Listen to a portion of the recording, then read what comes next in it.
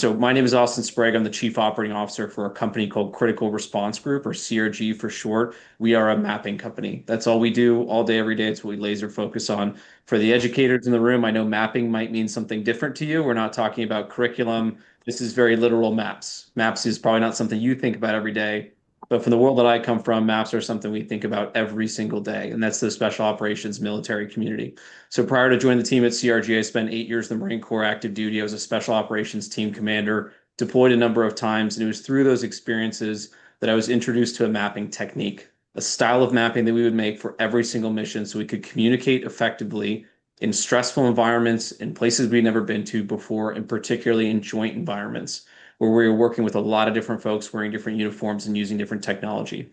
So at CRG, that's one of the three profiles you'll find. We are either special operations military veterans. We have one from every branch and service. We even have a token Navy SEAL. So if anyone wants an autograph or a signed book, please just let us know. We also have domestic public safety professionals, folks who come out of a lifetime capacity in law enforcement, fire, EMS roles to help us translate some of the concepts from the military domain to the domestic one. And then three, we have a whole army of people who are in the trenches all day, every day, GIS experts, project managers, on-site technicians who are building and implementing maps all day. On average, we're producing a map about every 20 to 25 minutes.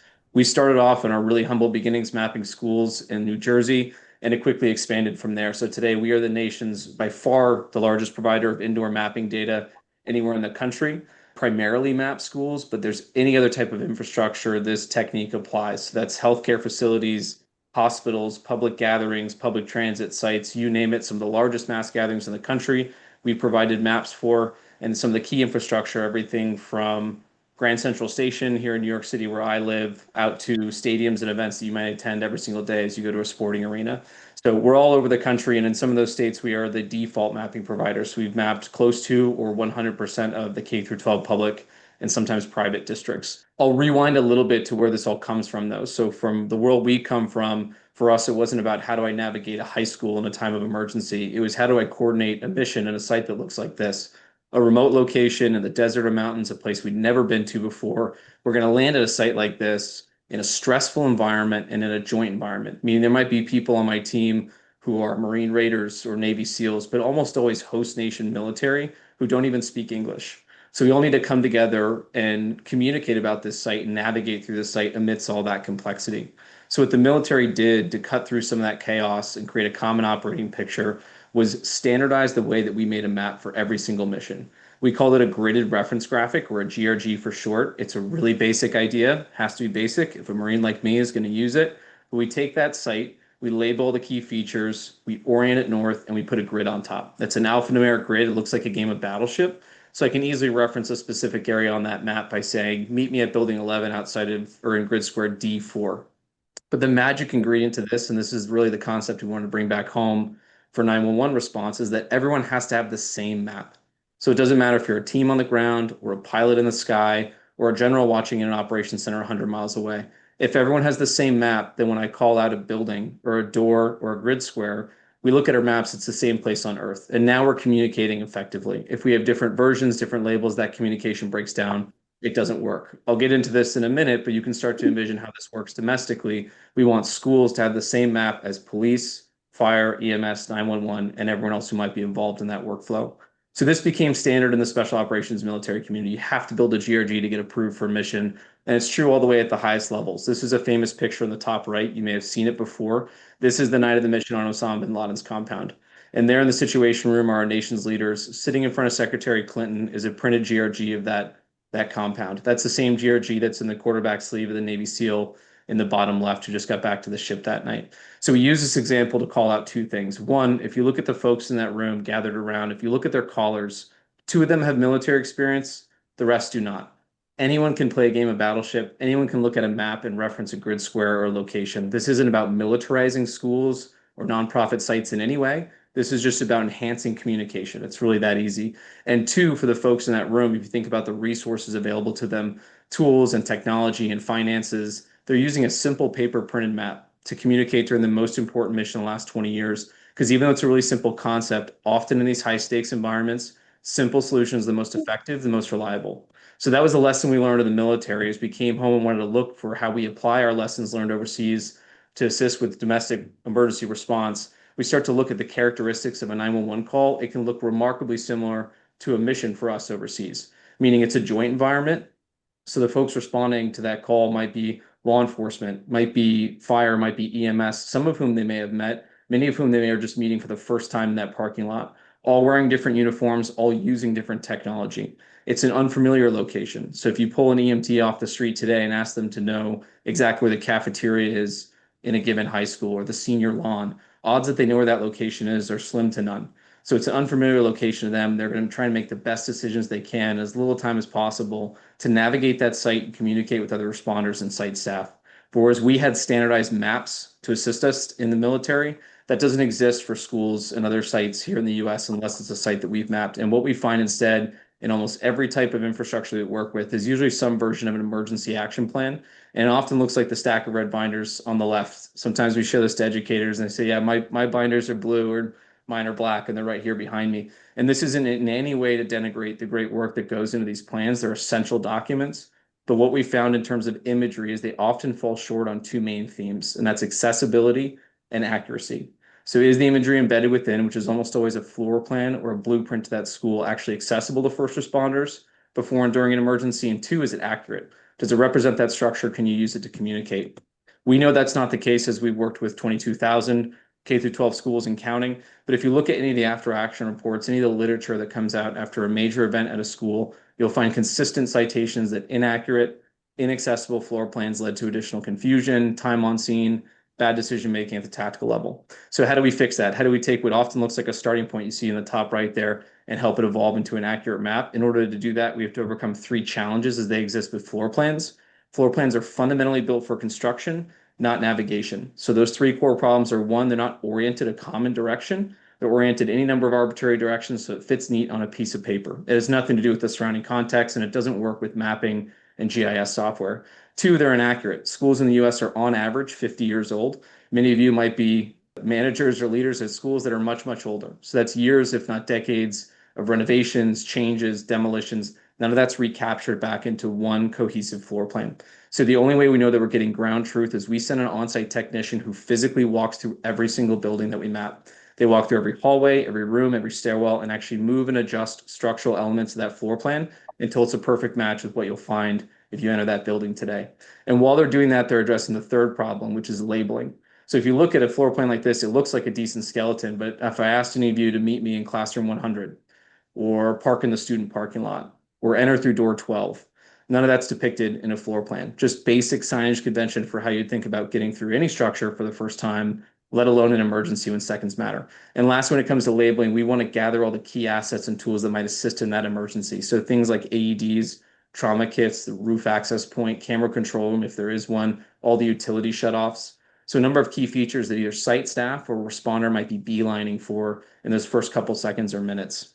So what that looks like together as a process is we take these outdated schematics, cut them out, rotate them north, place them over up-to-date aerial imagery of that site. We then send our on-site team who physically walks to the building. While they're there, they're moving and adjusting structural elements of that floor plan and gathering all the labeling they find on site. Basic signage labels like hallways and rooms, but also the assets and tools that might assist in an emergency. And lastly, we grid it out. And that's a practice we really borrowed from the military GRG concepts. You can easily reference a specific area on that map by calling out a grid square. And what you get on the back end is a product that looks like this. So we call this a collaborative response graphic, which is really just a fancy way of saying it's a map. It's simple enough that anyone can use it, from a teacher or principal to an EMT or a SWAT team commander, and it's detailed enough it has everything you need. So if you take a map like this, if I wanted to direct you to the media center because someone's having a cardiac arrest, I can say locate door D in grid square J4. Just like you're playing Battleship, you trace J at the top, 4 on the side, bring those two together. Park your vehicle, go south, enter through door D, go down the black hallway and take your first right and meet me in the media center. So it's simple, clear communication that gets a responder to the right parking spot, the right door, the right room in as little time as possible. When the alternative is probably to show up at the main entrance, is run as fast as you can, blind, through that site. When we map any sort of site, whether it's a school, a hospital, or anything in between, we always do two different versions, a micro and a macro. Micro depicts the interior, one micro for every floor, and we zoom out, capture the surrounding campus in a macro map. So these are the type of maps that we make. This has been all about the accuracy theme first. We do a couple other derivatives. We can take off some of this information and provide you a clean, muted map you can use for operational plans or facilities layouts and a number of other features. But the second half of this is all about accessibility. So in our mind, these maps aren't doing any good if they go back in a red binder and sit on a shelf somewhere. We're looking for it in an emergency. So when this project is done, meaning that map is published, we reach out, and this is all work CRG does. There's nothing required of the client, but we invite you to come to these conversations, is we're going to reach out to police, fire, EMS, 911, and ensure that they have the map available to them on the tools they use every day. So to emphasize that a little bit, we are not software. We're not an application. You don't need to download anything new. You don't need to purchase anything new. We want both the site and the public safety agencies that support it to leverage the technology they've already made investments in. What that can look like in a couple quick screenshots here is we start with the PSAPs or ECCs, where your call goes if you call 911. If that's a site that we've mapped, that map pops up automatically for that telecommunicator. Now, if I'm geolocating a caller at that school, I can pin exactly where they are inside the structure. So we're getting really rich context of where that call is coming from, how you want to approach that site, how you want to enter that site and start to communicate with site staff. And then we just work our way down the entire workflow. To us, we're agnostic to it. We work with over 130 different technology partners in the space, whether that's a screen in the vehicles, on laptops, mobile devices, it doesn't matter. Anywhere we can convey information about that site, that's sort of place we want to integrate the map directly into those tools so it's right at the fingertips of those responders. Mobile technologies also allow you to actually track either site staff or responders. So I'll hand it over here shortly to Raptor. They have some really incredible tech that helps you cite maybe where a panic button is being called or where you have responding officers inside the building. All of our maps are geo-rectified, which is just a way of saying they stitch in the environment exactly where they need to be. It's not just a static or a simple JPEG or a PDF. That shows a couple screens there. And what that can look like as an example here, this is a CRG map stitched to a camera provider. So we know that cameras, panic buttons, visitor access systems, ton of great investment in the past couple of years in these tools. We applaud all of it. Those tools can also be difficult to use if the base layer is an unlabeled, inaccurate floor plan. So directly with you and directly with those vendors to pull out that bad imagery and put a CRG in instead. And lastly, I'll hand it over to our partners here at Raptor. We worked with Raptor for years and years and years for thousands of clients across the US. This is one of many tools available to you, but really our maps are hyper accurate, they're hyper useful, but they really come to life when you put them into other school safety platforms that are available out there that do a number of other software functionalities that you can have overlaid right on top of the map. So if anyone would like to reach out to us, I'll post this in the chat as well. This is my contact information. We have a regional director who comes from a military special operations background all over the country. We're present in 44 states. I'll be happy to refer you to the right person or meet with you directly. For pricing or quotes, I can tell you just up front, for an average religious independent school or a place of worship, we're typically between $4,000 to $5,000. That's all in to cover everything I just described about our service, from making the map to distributing it to public safety. And I know Eliza will take us home and describe how some of those costs can be covered, but we try to make this affordable for every single school. We want to map every school and nonprofit site across the country. So thanks very much for your time, for learning more about CRG. Again, I'll post my contact in the Zoom chat there, and I will hand the baton over to Raptor if you're ready. I'm ready. Do we want to take any questions related to that before I just jump right in? Austin, are you familiar with all of the codes that some of the attendees might need in order to apply for the grant and use the money for your product? Yes, you primed me yesterday and I did my homework and then I forgot to put it in the slides. So while you two are presenting, I'll make sure I'll gather all that. So with some of these grant programs, there are specific codes that dictate what you can and can't buy. And of course, we want to help facilitate these grant applications the best way we can. So I'll line out some of the codes that would apply to what CRG does. It includes emergency communication, interactivity with your public safety environments, and training are usually some of the key ones, but I'll put that in the chat, or I'll build a quick slide on the side over here. So we do a number of different variants on top of kind of the standard map deliverable. So we can take that base layer now that it's accurate, now that it's verified, and we can do some key features. So we work very closely with I Love You Guys Foundation, if you've heard of them. If you haven't, they're phenomenal. It's a nonprofit organization. All the material is free. I Love You Guys. They have a standard response protocol and a standard reunification program.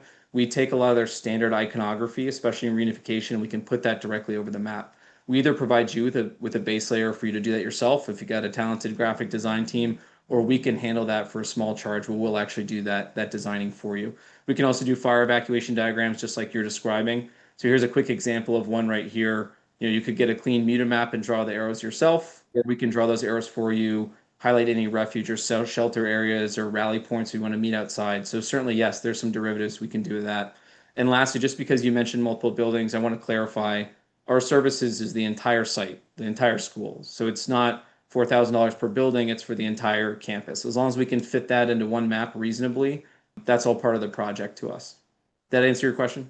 Yes. So approximately, I know you said about the 4 to 5,000. So if, because we've got intents to do a different building, say for instance, we did the ones that we have to come out and do another building later, is it going to be like a lesser just add-on because the bulk of stuff is there already? Yeah, great question. So the way that we handle updates is one of two ways. One, we can either produce a vector file format where you can make changes yourself on site. That is an option. We always kind of caution against that option because if you make a change locally on just a piece of software you're using at the school, that change isn't reflected out to the software program that police are using to dispatch and 911 is using to receive the calls. So the other option is to work with us for the updates. Our annual updating service is an option. It is not required. If you don't want to participate in it, we will not and frankly cannot take the maps away from you. That is your data to keep forever. But typically about $500 to $600 per school per year. There's unlimited updates. So you can call us anytime, 24/7, day or night. We can make that change live and redistribute that map out to the entire ecosystem that received it. We'll also touch base with you at least once a year if you forgot about us and make sure there's any changes on the map you want to have added. And we'll come back and rewalk the structure if we need to for free. And Melissa, if you're talking about adding a site, we'll just take those on a case by case basis.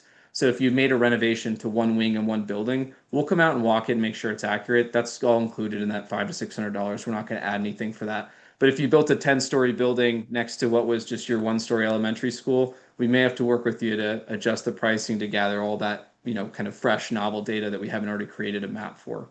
Did that answer your question?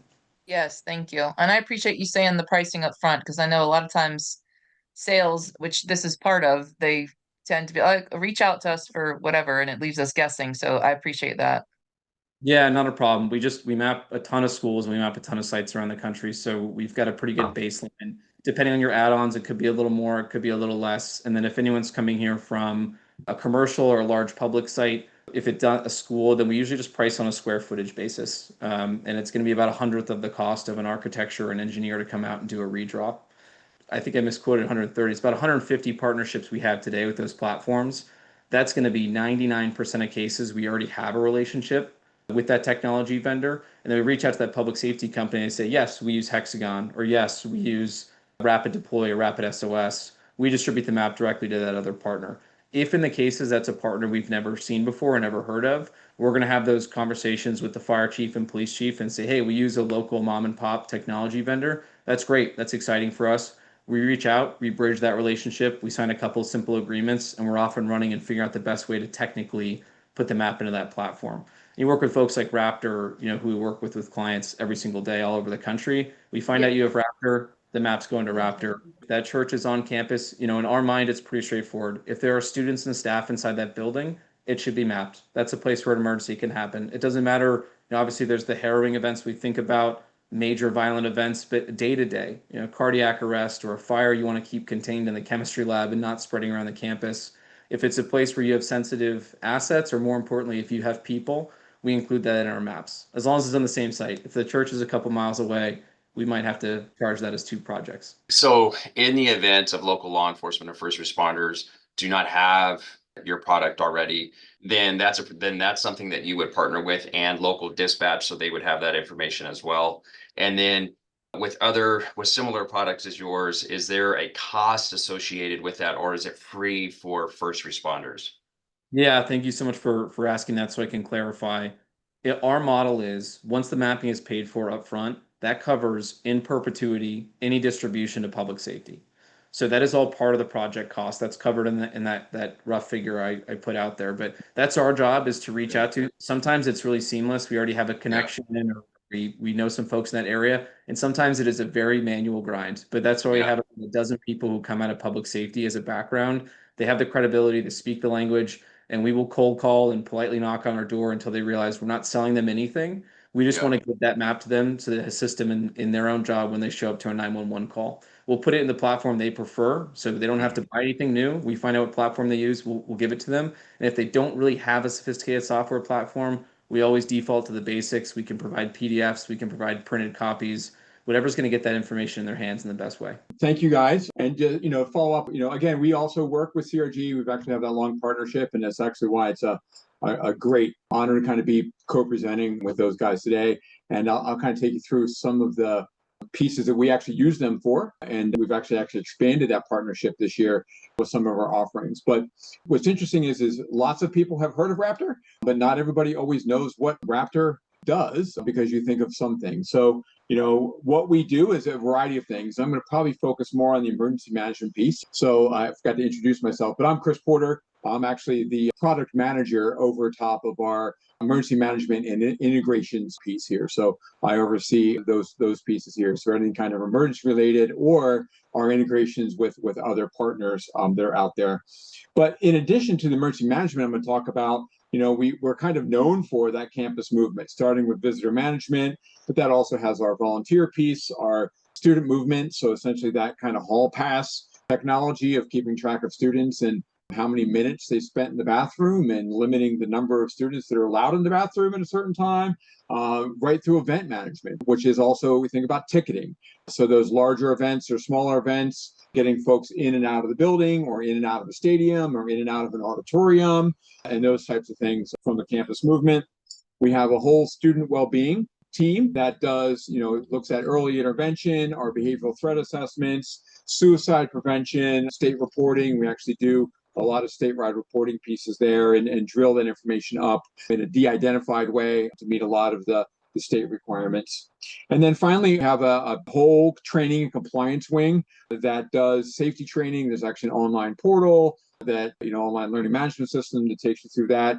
They actually work state by state to make sure that you're meeting your compliance needs for your state. They can also create custom courses. We actually do product certification. So, when we roll out new products or you roll out a new product like our emergency management piece, we actually have a Raptor certified course that goes along with that to ensure that everyone has taken the proper training and you have confidence that they've done all of the things that they needed to. So that's kind of a little bit about the overall company. We really are a K-12 focused school. That is our world.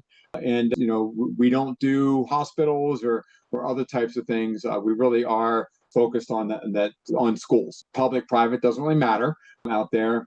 Complete platform. And certainly, we have unrivaled experiences, and I'll kind of show you some of that.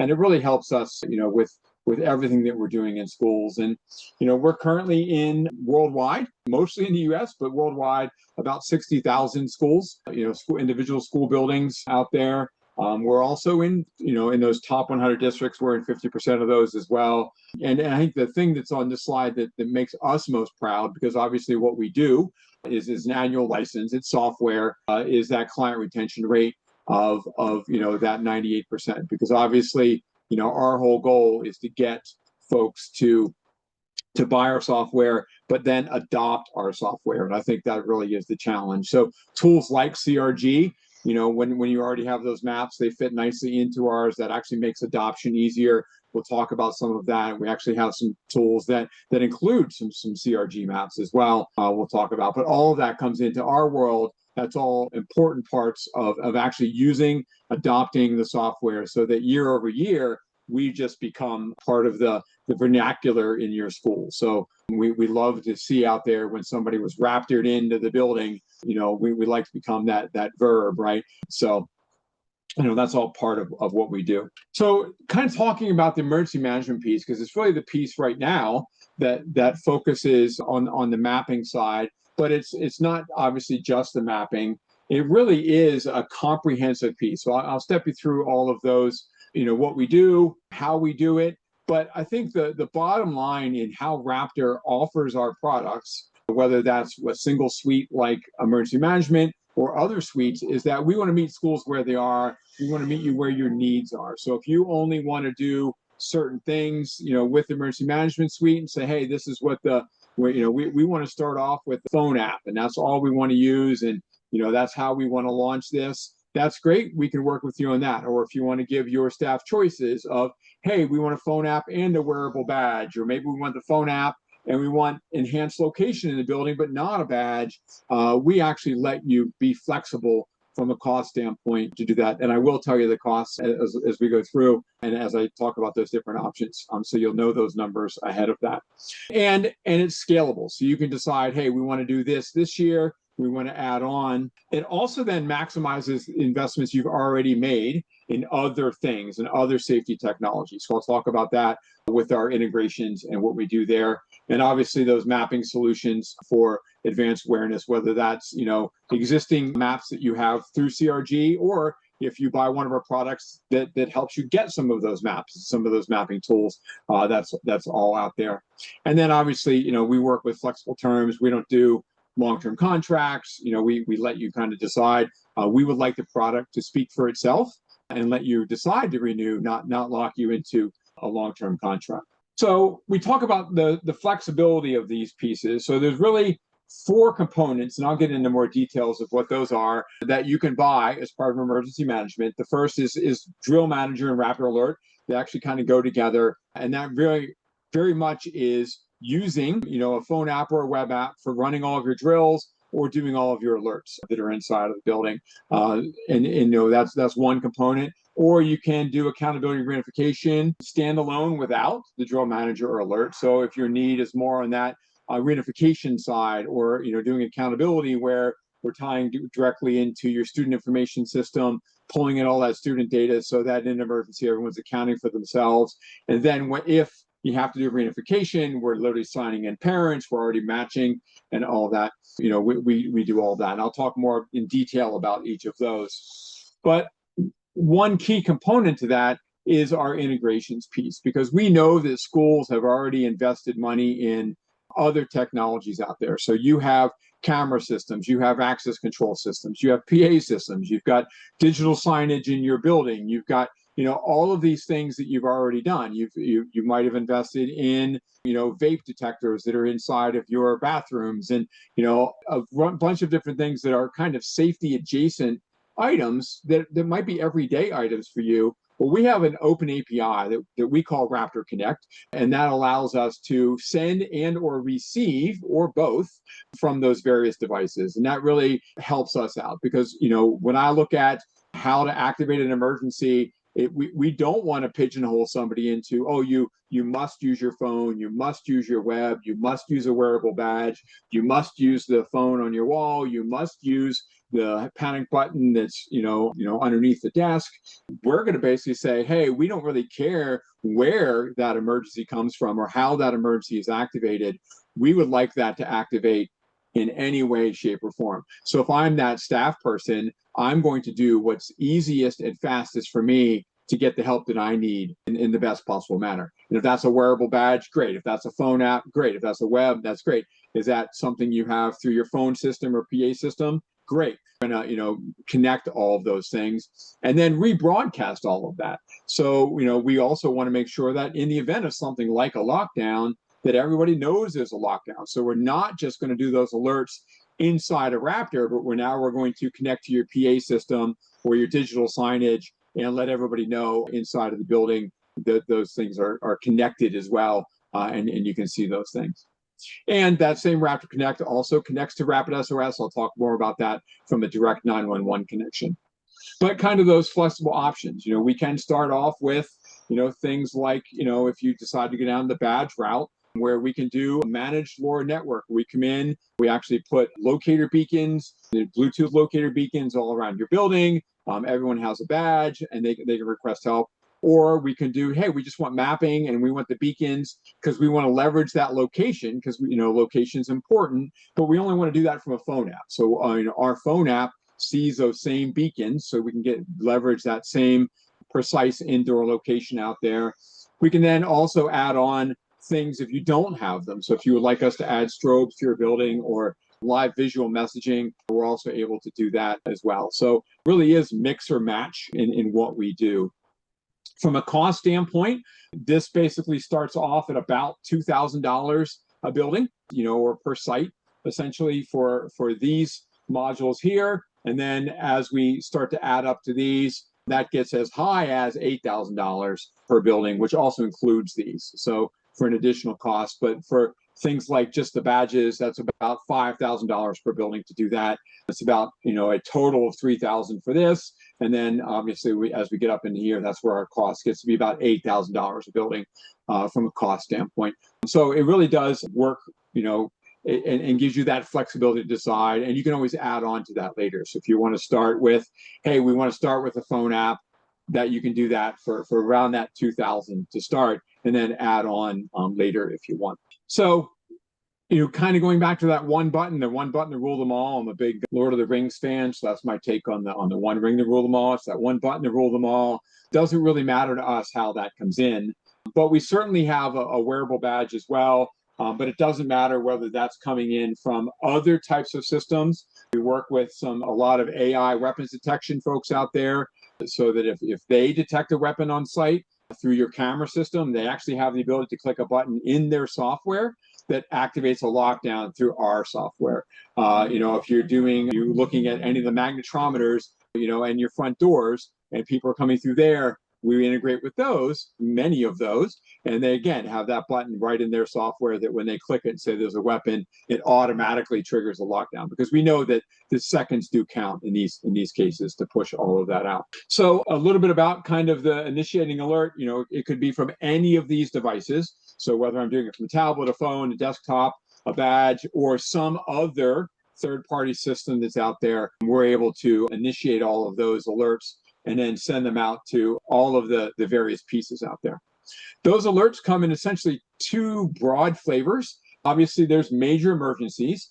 Austin had talked about the I Love You Guys Foundation and their standard response protocol, or SRP, that happens to be these 5 choices here is that SRP. We're also partners with the I Love You Guys. So we, going back to the iconography that's in our app, if you're using things like I Love You Guys, it's going to match here. It's going to match on your CRG maps. It's going to match everywhere. It's going to match on your, any literature that you've gotten from them, so that everyone just kind of gets used to that same piece that's out there. So we allow you to, from the phone or from the badge. On the badge, we actually do, it's a 7 or more button click, activates a major emergency, and you actually get to tie that badge to one of these emergencies. We also know that something that's used just for emergencies is probably not going to give people the confidence they need. So we also allow you to use the app or the badge for those everyday type events. And we, so I can click the badge just 3 times and stop. And then I'm going to activate what we call a team assist out there. Those everyday, hey, I need assistance. I have a student in crisis. I have some other need out there. We actually let you customize those choices. And now your staff are getting used to using that every single day. We also decide who gets notified. Obviously, big emergency, big notification, little emergency, little notification, and we can tie those out. Our API also can trigger either of these, whether it's a big emergency or even a small emergency. So I had mentioned like Halo and their vape detectors is a partner that we have. When that vape detector goes off, we're obviously not initiating a lockdown in the building when that occurs. We're typically initiating a vape detector team assist type that notifies whoever you set up to receive that alert in that particular building for a vape detector going off. And then their phone's going to make noise. They're going to get a text message, automated phone call, a variety of ways that we can do that. So it's all about making sure that, that the right people are being notified for the right level of emergency. And then ultimately, this all comes back to that map. So that when I click my badge or I use my phone or I activate an emergency, everything that we do is able to then be plotted on top of that map. And we've actually partnered with CRG. So when you come on board with Raptor and you send us that map, and we've seen a variety of maps come in from those, we actually work with CRG to get those maps out so that you can be usable. There's an upgrade path there, so that when you send us that map that looks like somebody drew it in 1992 on paint, maybe that map's not good enough, but that's why we partner with CRG, because they're able to get you something that actually is useful, and that your local responders may be able to use in an emergency. But ultimately, we're going to plot that right on the map and say, hey, this is where this person is. And, we're going to give you floor level accuracy. And then we actually give you a range ring based upon the location and how we're able to calculate that so that we can see where that person is, so that you're responding to the correct floor and ultimately to the correct room or set of rooms, depending on how accurate we were able to calculate that. And that really depends on a variety of factors. But we're typically within about 25 feet on that location. So you think about responding to an emergency, if you get within 25 feet, you're usually close enough to figure out what's going on at that point, because that's where the crowd is around that particular emergency. We do that in or out. So we do those locator beacons to do these calculations inside of the building. We also do them outside of the building. So you get that fence to fence coverage for your entire campus, so that you can see where those are. So if an event or an emergency is happening and it's in a stadium or outside, you're not limited to just inside for those types of emergencies. So talk about accountability. Another big part of what we do is tying into your student information system to ensure that we have all of that student data. So we're syncing. We do that sync either through Clever ClassLink, or we have a SFTP process that allows us to get that data. So frankly, there's no school that we can't get your data in and make sure that we have that on our side. And that's going to allow us to do a couple things. It could be, if I'm a teacher, I can see my roster, I can account for myself, say where I am, but then also account for all of my individual students, so that on our dashboard view as a building administrator, you're not only seeing what students are accounted for, but where they are. If there's some sort of alert related to injured students, whatever, all that's going to drill up into that dashboard for you, so you can get an idea of where things are happening inside of your building and communicate with them that way. So that's the accountability piece. Kind of moving down there, there's obviously the last part is really all about that reunification and taking that event that was frankly somewhat stressful, because you have now that you're not doing a normal dismissal and you have to take all of those students and typically take them off site to some other location. All of your parents now also have to go to that site, and those parents are showing up. They're probably, I say a little stressed is probably an understatement, because all they want is their student, right? They just want you to give them their student so that they can go on and hug and cry and go on their merry way. Well, you would like to be able to do that, but you also need to be able to account for that process and follow along. And it says that, hey, I had this student, I gave them to this parent. I know this parent was somebody who's allowed to pick up their student because that information prompted for me. And that's really what our system does. So as part of our syncing with your student data, we actually pull in all of that emergency contact information out of your student information system, so that when that parent signs up, they say, I'm here to get this student.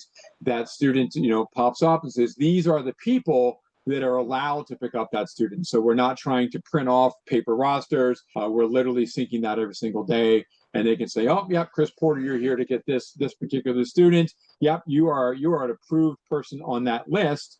And if they're not on that list, we can see who the approved people are. And we could manually add somebody, but now we have the contact information for all those people right in our app as well, so that you can literally call mom and say, hey, Chris Porter's here to pick up your son. He's not on the list. Is he allowed to pick up your son? We actually document that process all in our app to allow the reunification process to move forward. So it's really all about matching all of that up. And then it manages the entire workflow of that reunification site, where, as that parent signs in, it automatically notifies the runner to go get that student.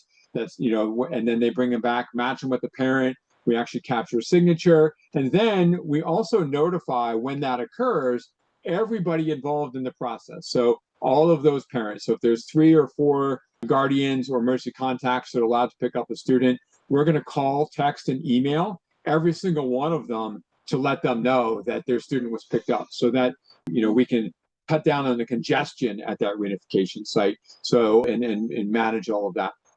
And we can load in those same maps. So at that reunification site, if you've got the CRG map, obviously for your building, but if you have it for the reunification site, or you're doing it in a different building, all of that is also managed through our software as well, to make all of this a lot easier. And as it says here, we certainly are a partner of the I Love You Guys Foundation. And I'll echo what Austin said. If you haven't looked at the I Love You guys, if you're just getting started, you're not sure where to go, and you're looking at anything that's response related, or if you're looking at anything reunification related, they have awesome resources. They're a nonprofit, so they're out there to help you, and they work, you know, hand in hand with what we do, and we've actually tied our whole reunification process basically to work around their suggested reunification system. So that is Raptor in a nutshell. Chris, I'll ask you the same question I asked Austin. Do you know which code anyone on this call that was applying for the FEMA grant would use to allocate funding for Raptor products? I did not get a chance to look it up while Austin was. I actually looked it up yesterday because you did prompt me as well. So my fault, but we can send that out. So it's, when I was looking at the codes yesterday, it's the anything related to the emergency alerting. There are actually 2 or 3 of them where we fit into any kind of mass notification, emergency alerting, drills, practice, any of those we would fit into very nicely. And we certainly have seen folks use that out there. So Perfect. Chris, I have a question regarding pricing. sure. So when you were talking about the different modules, 2, 5, 3, is that for implementation? Is that a one-time cost for implementation up front? And then is there a monthly cost after that? And what's the monthly cost based off? Sure. So those costs were our annual recurring costs, the license fee. So those numbers that I gave you are the annual license fee. There is an upfront fee that occurs for setup, and that really depends on what you're doing. So if you're doing, and that ranges from 500 to about 3,000 in terms of initial setup for that first year. The prices I gave you are the ongoing license costs. Questions like integrate with student management, like ProCare. I've heard of lots of SISs out there.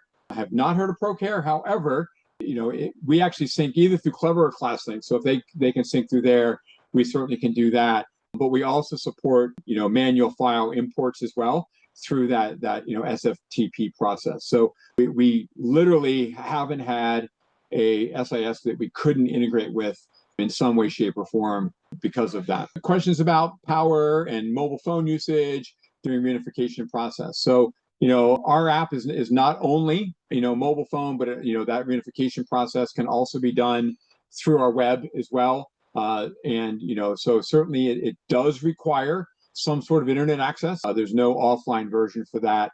But typically what we're seeing is, you know, when that reunification is happening and kind of as part of our discussion as we roll that out to schools is looking to pre-plan what does that look like. These reunifications, it's actually interesting. It's not like a reunification, you know, an event happens and then, you know, we're going to have everybody at the reunification site in a half hour doing reunification. Typically those reunifications are happening 3 to 4 to 5 to 8 hours after the actual event occurs, because it's not like all the school buses are sitting there. It takes time to get all the students out of the building, into the transportation, move to the site, get them set up. So typically what we're seeing is things like, you know, the county EMAs getting involved at that point, also showing up to those reunification sites and bringing in those additional tools that we see there. Is it possible to leave student data out? Certainly. If you don't want to use, you know, basically if you decide not to use our accountability and reunification module, we actually don't need your student data and you wouldn't need to include it at all.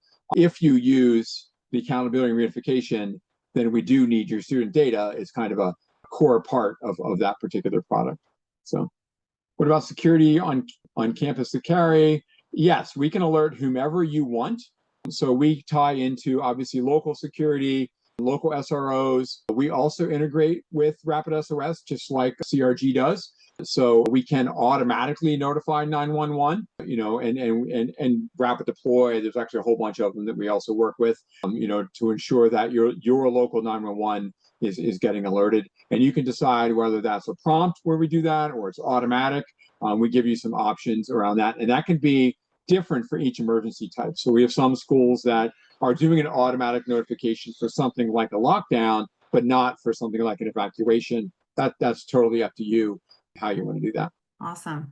Well, thank you both. I think the 2 of those combined really is going to make for a great platform, especially for emergency response. So I'm glad to be partnering with you guys. Just a quick show of hands. How many folks on here are from a public school? I think almost everybody is private. Is that right? I'm going to cover 2 grants for you guys. So anyone who loves these products and wants to get them paid for with government funds, that's what we're here to talk about from our team. My name's Elisa Mula, EMD. We also have Tiffany Farron, who's on. I'm going to share with you really quickly a little bit about how you could potentially get these products paid for. First and foremost, EMD's a security consulting firm, so we do a lot of systems design, just regular traditional security consulting. We will do assessments for our customers, make recommendation, often like the products that we just saw today. And we have, for it's going to be almost 17 years now, I've been working with institutions, helping them get funding to implement systems like what you just saw.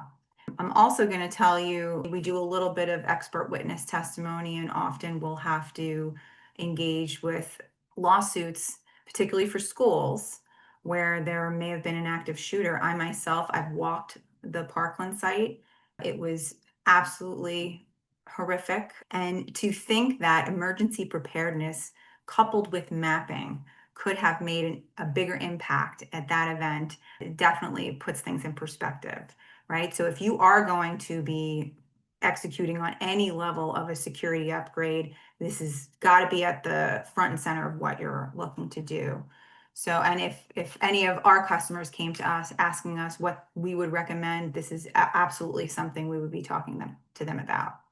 So I'm going to share my screen. Okay, so the way that we work with our customers who are looking to get funding for security equipment is, first and foremost, we want to sit down with you and really get a good understanding of what your needs are. Are you interested in utilizing Raptor technology? Are you interested in putting together a mapping solution that you can share with local law enforcement and emergency responders? And is that, in fact, allowable under the grant that you're eligible for? So for anyone on this call who is a private institution, a nonprofit institution, most likely you are going to be eligible for the FEMA Nonprofit Security Grant. That program will allow for schools and houses of worship to implement technologies like the ones we saw today. Now, Austin very graciously put in the chat codes that you will need if you are applying for that grant. I'm going to also share with you, and I'll be sending this out at the end of this webinar, but this is a curated list that I'm showing you right now of all of the items that the FEMA Nonprofit Security Grant will allow you to spend money on. There is an exhaustive list here, and each one of these links will bring you back to the FEMA website, which I will show you in a second. But it's important that you know what the codes are if you are looking to win funding to implement Raptor Technologies or CRG. If you don't ask for those codes up front in your application, they will not award you the funds to implement this technology. You can't go after the fact, after you've won, and ask them to allow you to spend money on this. So we want you to be really aware of those codes. If you want to check out the chat, I will send these codes out to you guys, but more specifically, the alert code, I'm just going to call it out if anybody wants to jot it down. It's 04AP09ALRT. That's one of the bigger ones, or the ones that most of our customers will apply for. And then there is the COOP code 14CI00COOP. That's for Systems, Information Technology, and Contingency Operations. Those are the 2 codes that I think stand out when I look at these 2 technologies, but we'll send you the list of codes and you can decide for yourself. So after we sit with our customers and we figure out, okay, we have a technology we want to implement, we have a grant that we're eligible for, and we'll cover the cost of that technology, then we can move to this step 2 piece, which is our team will sit with your team and really sort of digest all the information that we need to put together a very compelling and competitive grant application. Now, every year, The rules may change slightly, but for the most part, a lot of the questions, a lot of the way that they score these grants are based on need and, consequences of what will happen if you don't implement these technologies. And so our team, we're pulling a lot of data off the internet, working with some of the grant reps to sort of fine tune the language because we know how competitive these grant programs are. And the government allocates hundreds of millions of dollars to find the schools and the houses of worship that are most in need to give these funds to. Now, when you do win, and most of our customers do win, we can help you execute on those projects. In some cases, we get customers that will come to us saying, I won a grant 2.5 years ago and it's about to expire and I cannot figure out how to get the money spent. So our team will work with you to take a look at what you've applied for and which vendors you're working with. And then, of course, figure out what the grant governing guidelines are that you have to comply with in order to get those approvals to spend that money. We also want to make sure you're in compliance because obviously we don't want to be in trouble with the federal government if you're accepting hundreds and thousands of dollars, which many of our customers have won. We want to make sure you're in full compliance so that if and when the government comes knocking on your door and they want to see all of your receipts, all of your paperwork, everything's in line, right? So that's part of that management and administration fee. So for anyone on the call today, I'm going to put in the chat, actually, I think I already did. I'm going to put my information in the chat. I'm also going to put a calendar link for you if you want to have a little bit more of a one-on-one call. So now I want to show you really quickly the two most popular grants that we work with, right? So as I mentioned, the FEMA Nonprofit Security Grant Program. This grant program is open right now. We are actively working with schools and houses of worship across the country to meet the deadline for this grant and get their applications in. This grant is probably the one we are most successful with. We roughly have about a 90% success rate. There were a couple years in a row we didn't lose a single grant for this program that we applied for. And this by far is the largest pot of money for all of the programs that we work on. So every year, last year, FEMA allocated almost $500 million. That most of it is now awarded from last year. And so people are winning this money, okay? And I can't stress enough, it might as well be you. There are multiple customers that we have that have won several years in a row or have won multiple grants in the same fiscal year. The only excuse of why you're not getting this money is because we're not trying, right? So I encourage everybody to go after this, whether you're doing it on your own. All honesty, it is a lot of work. It's a lot of time to put into it. But again, that's why organizations like us exist. We can help you sort of sift through all of the rules and figure out how to get all of your documents in line to meet your deadline and to write those compelling narratives and threat assessments that you have to include in your application. This is what we do all day, every day. So this year, the federal government made an announcement for that pretty late in the year. Usually this announcement comes out in February. This year, it was a little bit unusual. The announcement was made on July 28th that they have allocated $275 million to be awarded for fiscal year 25. Now, a lot of people are asking us, is there going to be another supplemental grant? Last year, they made an announcement in the beginning of the year, and then they allocated even more money towards the end of the year. Could that happen again this year? Absolutely, it could. We don't know. But why wait for another award notice? There's $275 million out there right now that you can apply for, and we can help you. So if you are a private school, nonprofit, house of worship, and you need to upgrade your security, definitely look into this grant. If you have questions, give us a shout. For all of our public school folks that are on the call, I want to show you briefly the COPS grant. Some of you already know this. Many of our public school customers are usually familiar with this grant and how much effort goes into it. And that's why they typically reach out to us, because it is a lot of work. But the School Violence Prevention Program, it has been around for a long time. This year, they allocated $73 million for public districts across the country. Our team applied for roughly around $30 million of that. We're waiting for them to announce the award winners. We think we're going to do really well this year with our customers. And so now we are preparing, because of the time of the year that this normally gets announced. October is the time frame where we engage with all of our public school customers to say, you want to start now, because there is a long list of practices that we encourage for you to make you as competitive as you possibly can be, across the country. Looking at all of these different public schools, we want to position you in the best possible light.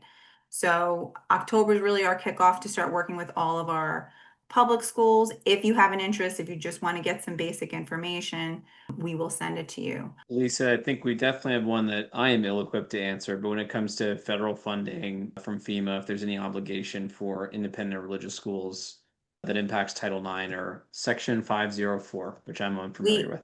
We get that question all the time. The answer is, we have never in the past, and again, I've been working on that particular grant for 17 years, helping people win the money and helping them spend the money. There has never been any issue in regard to Title IX.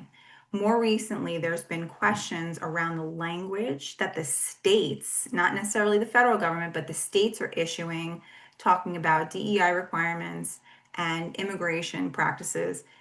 This is not something entirely new. The language itself talks about not giving federal funds to foreign nationalists. That should be kind of an obvious thing. All I can tell you is, in the past, we've never had anyone come knocking on any of our customers' doors, checking head counts and who's there and asking for immigration papers. That has never happened in the past. Could they change the rules? For sure. The government can basically do whatever they want, but it has never once been an issue in the past. And I don't suspect it will be, because the amount of employees they would need to implement something like that is, they don't have it, and it's highly unlikely they're going to get them anytime soon. Okay, so I'm going to read through some of these. Does receiving FEMA money mean our school is a recipient of the federal funds, which comes with section? Okay, so you just asked that question. Would also like to know the answer. Okay, that was a popular one.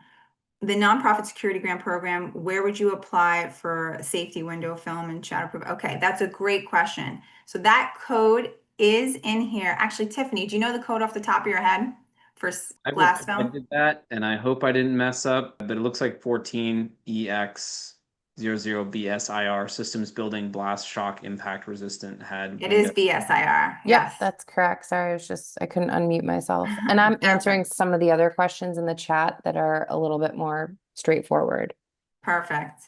Thank you, Amelia. I appreciate that. Are only public schools eligible for the second grant you shared? Great question. I'm going to show you exactly where it says eligibility on this page. So again, this is the COPS page, which is essentially a part of the DOJ. But who's eligible?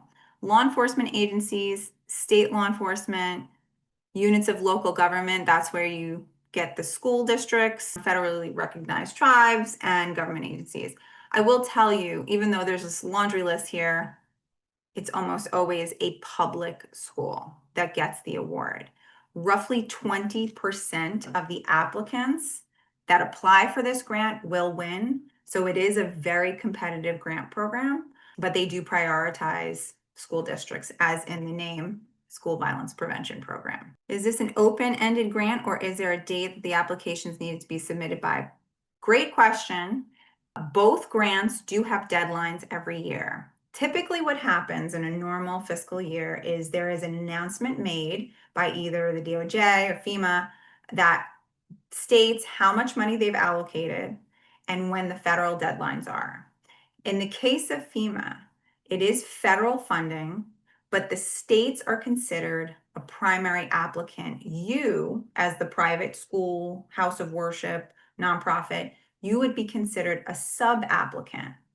So the primary applicant, which is the state, has to respond by the federal deadline. In many years, all of the sub-applicant deadlines are announced by the state individually. So each state could have their own deadline. And those dates usually come before the federal deadline. This year, those dates are coming mostly after the federal deadline. Some states have said, we're already closing our window. Your due date has passed. We're not accepting any more applications for 2025, but most states are still accepting 2025 applications for the nonprofit grant. There are also, I will mention, I didn't mention this earlier, but there are a lot of state grants that mimic the nonprofit, and then some states have sort of their own guidelines. Specifically for security grants, the line of questioning is very, very similar. So we work on a lot of those state grants, and we're actually pretty successful in getting those funds. In fact, many of our customers, they will apply for both the federal and the state in the same fiscal year. Just something else to think about.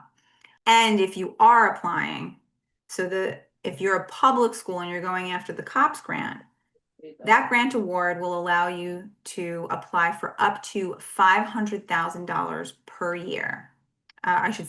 Per grant and per district. There is a 25% match, right?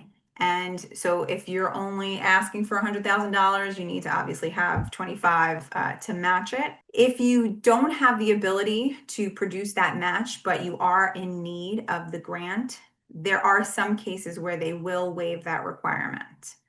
On the other hand, for the FEMA nonprofit grant, there is no match. You don't have to produce any funds. You can simply apply, and that grant will allow you up to $200,000 per building, and usually a max of 3 buildings in a single fiscal year.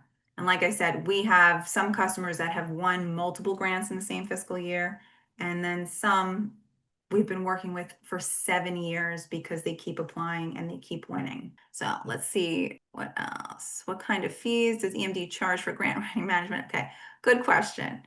We do have products and services at almost every price point. We have some like DIY guides if you can't afford to work with us. We do offer a master class. It's about $3,500 where we will coach you through the whole thing. But for us to do the application, and we understand it's a lot of work, so most people don't want to do it themselves. But for us to do the entire A to Z in terms of applying and winning the money, it's $7,300. If you do not use a credit card, we can give you $300 off. And that does come with a little bit of a guarantee. Because we work with over 250 partners in the industry that love this program and they want to do good work in the communities that they serve, many of them have donated some of their products and services. So if you are applying for surveillance cameras, locking equipment, glass film, and you don't get your award on the first try, we can engage some of those partners and petition for a donation for you. So you are never walking away empty-handed. We also donate our own time to help you apply again in another year, whether it's the subsequent year or if you want to go after the state grant, we leave that up to you, but we will help you apply again because we are so confident in our ability to get this money. So that price does come with a little bit of a guarantee. When we're talking about the management and administration, it's typically 12.5% of your total award.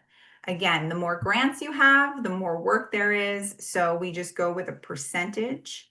In many cases, our partners also want to donate those services. So if a partner that we're working with says, I have a customer, they just won money for glass film and they can't figure out how to get the money spent, can we pay for their M&A services and can you help them get that money spent? That does happen quite frequently.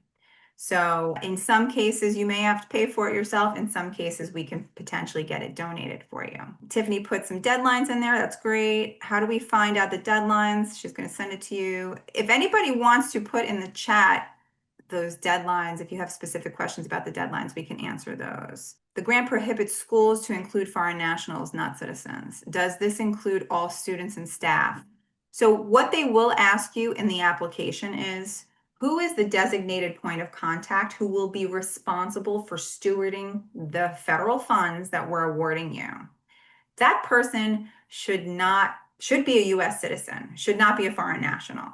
Again, I've never seen them come knocking on the door and going, room by room asking for people's citizenship papers.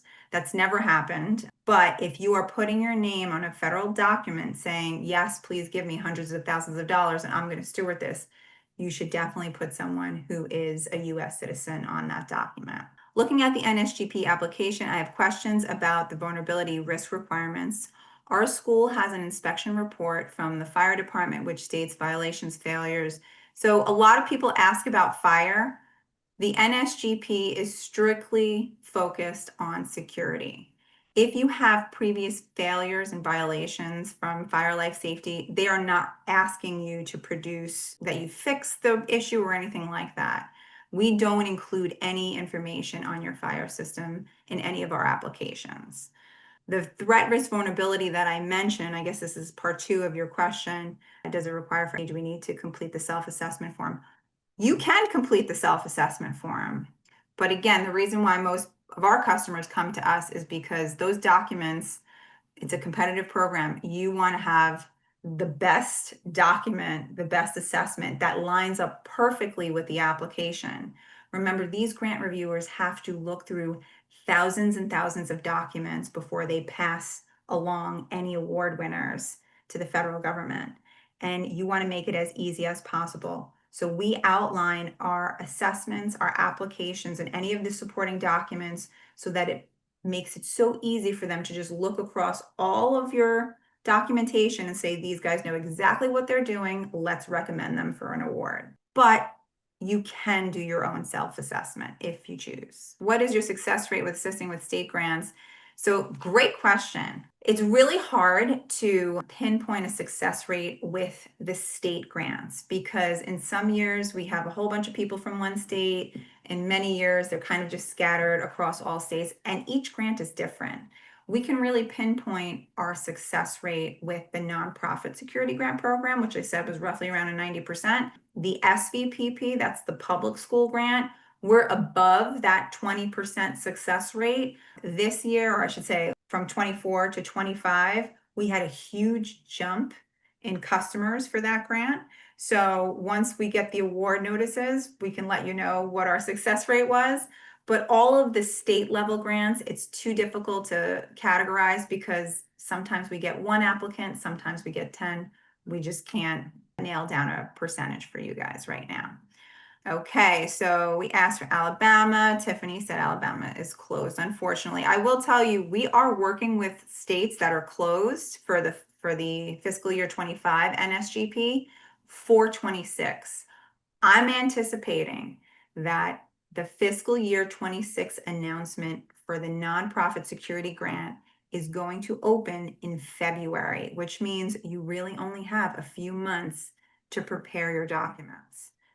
We work on that grant, the federal one, all year round because people understand how much work goes into it and they want to be first in line to submit their application when the grant window opens. So please don't get discouraged if your state has closed the 25 deadline because 26 is right around the corner. Okay, will grants reimburse if we complete the service?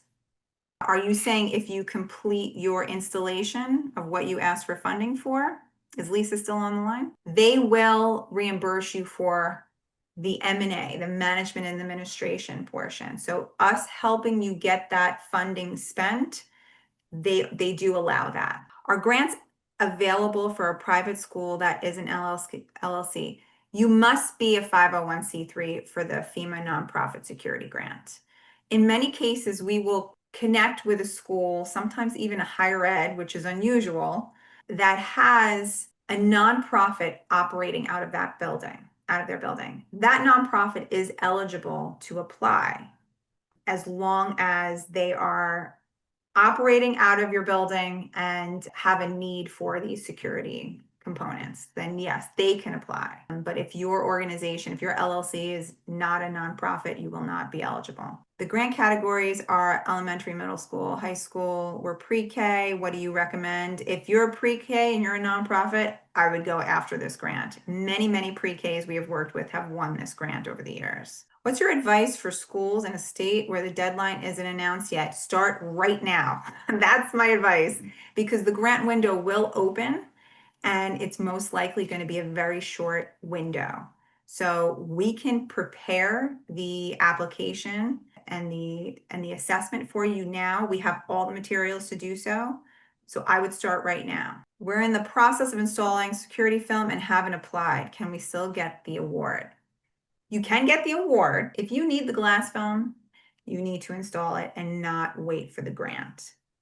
If you do install it now and you get the grant later, you will not get reimbursed for what you've already paid for. Any projects that are going to get reimbursed have to come after the grant award, after you've begun your M&A process, because there's paperwork that needs to go back and forth with your grant rep so that they approve your installation and you spending that money. If you need the glass film, I would not wait. That's just our, security consultant hat saying, if you need it and you can pay for it, do it. And they will send you, okay, how much money is issued per grant? It really is how much you ask for. But with the FEMA Nonprofit Security Grant Program, they will give you up to $200,000 per building. And you can apply for up to 3 buildings in a single fiscal year. We have some customers that have 8, 9, 10 buildings. They'll apply 1 year for 3 of the buildings, then apply the next year for 3 more buildings, and so on and so on. And then they go back to the original buildings after so many years and start the whole process over again. So you can continuously apply year after year for up to 3 buildings in a single fiscal year. Okay, we have 16 schools in our organization. There you go. Can we apply as a group and disperse the money among the schools? If you are a public K through 12 and you're going after the COPS grant, yes, you can do that. If you are a nonprofit going after the FEMA Nonprofit Security Grant Program, you cannot. Those grants are allocated to a specific physical address. So if you have 16 schools, each school would have its own physical address and would apply for their building. And again, you can only, if you're a nonprofit, you can only do it 3 times in the same year. So you would do it exactly like I said. My school is attached to the church. We would like window glass film in the church. Can I, as the principal, apply? You absolutely can. Our school already has it. The concern is when we go to mass with the kids, you absolutely can. That is a great concern, because if you have been watching the news recently, there were kids praying in church that was attached to a school, and there was an active shooter event in that location. So yes, I highly recommend you glass film your church as well. Who are the best to do quality assessments? I hate to say it, but us. We are very good at this. We're very good at getting this money. We've been doing it for many years. We have literally won millions of dollars for our customers. If you cannot work with us, I would recommend you reach out to your state administrative agent and ask them if they have any resources of anyone who can do an assessment. They may or may not point you to your local law enforcement. As I mentioned, some law enforcement officers, they do great assessments. And we do hear from many of our customers, though, that the assessments they provide do not line up with the grant and what the grant is looking for. And they believe that it doesn't provide sufficient information for them to win an award. That's what we've heard. I've looked at many assessments. The tricky part is you need to know your audience. You need to know who the grant reviewer is, what they're looking for, and what needs to be in the assessment and what needs to be left out of the assessment. But at the very least, if your assessment says you need surveillance equipment, your application should probably include surveillance equipment. So if you have questions on that, or you need extra help in finding somebody and you can't afford to work with us, we'd love to help you. We'll try and point you in the right direction. All right. Thank you, everybody.